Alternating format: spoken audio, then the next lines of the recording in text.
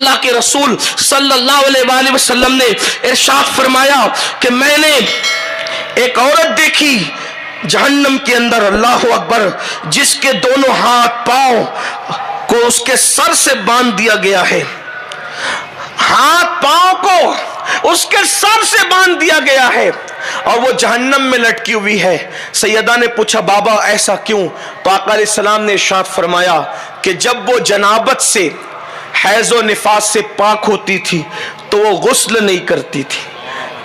اب میں یہاں کچھ نہیں کہنا چاہتا، بہنیں بیٹیاں مائیں سب ہے، لیکن صرف اتنا کہنا چاہتا ہوں کہ مفتی صاحب قبلہ حضور محقق مسائل جدیدہ سے آپ نے مسائل پوچھے ہیں، صرف حیا کے پردے میں اتنا کہنا چاہتا ہوں کہ 7 دن تک انتظار کرنے کی ضرورت نہیں۔ جیسے ہی ناپاکی کے ایام ختم ہو جائے، عورتوں کو چاہیے وہ غسل کرے اور غسل کر کے نماز شروع کر دے۔ بچے کی ولادت کے بعد 40 دن تک انتظار کرنے کی ضرورت نہیں، جیسے ہی ناپاکی کے دن ختم ہو جائے غسل کرو اور نماز شروع کر دو۔ یہ ہمارے علاقے میں ناسک سے لے کے برہان پور تک یہ جتنا پٹا ہے اور پھر ادھر دکن کا پٹا، اس طرف یہ دیکھا جا رہا ہے، سنا جاتا ہے کہ عورتیں پاک ہونے کے بعد بھی، ناپاکی کے ایام ختم ہونے کے بعد بھی بچے کی ولادت کے بعد چلے کا انتظار کرتی رہتی ہے، 40 دن کا انتظار کرتی رہتی ہے، نماز شروع نہیں کرتی، روزے چھوڑتی رہتی ہے۔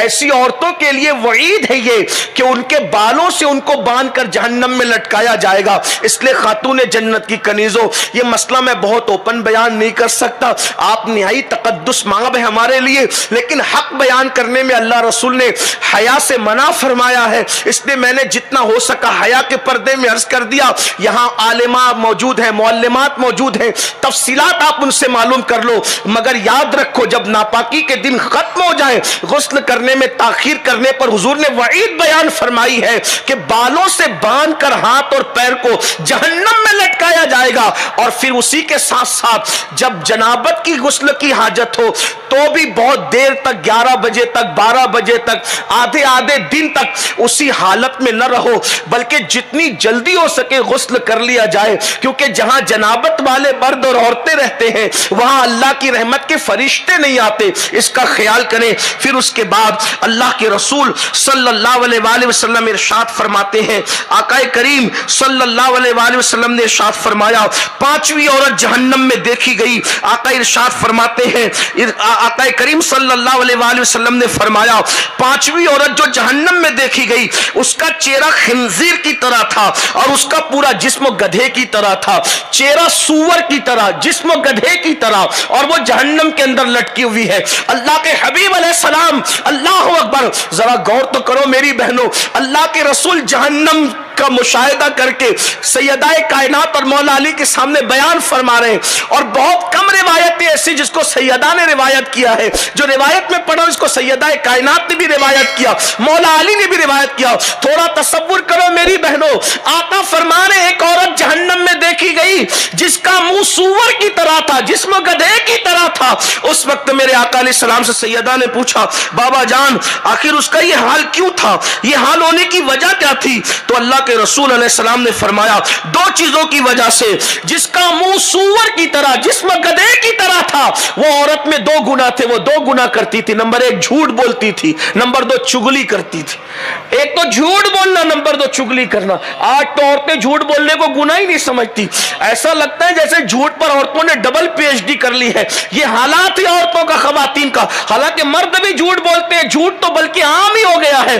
اللہ اکبر، سوچو یہ دنیا میں ہمیشہ نہیں رہنا، اللہ کی بندیوں، سور جیسا منہ ہوگا جھوٹ کی وجہ سے، گدھے جیسا جسم ہوگا۔ یہ مذہب اسلام کی تعلیم ہے، اللہ کے رسول جھوٹ نہ بولو، جھوٹ سے کتنا بڑا نقصان ہے۔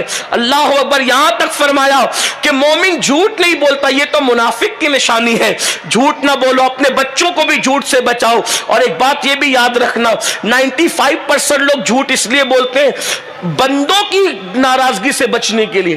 میں کہتا ہوں 1000 ناراضگیاں مول لے لو، اللہ کو ناراض مت کرو، اللہ کو راضی رکھو۔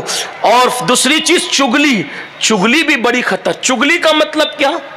چگلی کسے کہتے ہیں؟ چگلی کا مطلب ادھر کی بات ادھر لگانا، آج سے 50 سال پہلے تک کے لوگ کہتے تھے عورتیں چگل خوری کرتی ہے، لیکن اب تو مرد بھی چگل خور ہو گئے، اللہ ماشاءاللہ، ادھر کی بات ادھر لگانا، ادھر کی بات ادھر لگانا، یہ چگلی ہے چگلی۔ اگر چگلی سے آدمی بچ جائے، چگلی سے انسان بچ جائے تو دنیا کے 90% جھگڑے ختم ہو جائے، گھر کے جھگڑے، محلے کے جھگڑے، سارے جھگڑے ختم ہو جائے۔ یہ جھگڑے چگلی کی وجہ سے، ادھر کی بات ادھر، ساس کی بات جٹھانی تک، جٹھانی کی بات دیورانی تک، دیورانی کی بات فلاں تک، ننن تک، یہ سب چیزیں ہوتی ہیں اور یہ جھگڑے اس میں ہوتے ہیں۔ پھر یہ چگل خوریاں کبھی کبھی طلاق تک کی نوبت لے جاتے ہیں، اس لیے چگلی سے بچو۔ ایک بات ہے امام غزالی نے لکھی ہے، میں عرض کر دوں، سن لے، اللہ اکبر۔ جب یوسف علیہ السلام کے بھائی یوسف علیہ السلام کو مار پیٹ کر کنویں میں ڈال دیے اور ان کا کرتا اتار لیا، بکری کے خون میں بہا کر، بکری کے خون میں بھگا کر کے روتے پیٹتے آئے اور اپنے بابا سے کہا، بابا بابا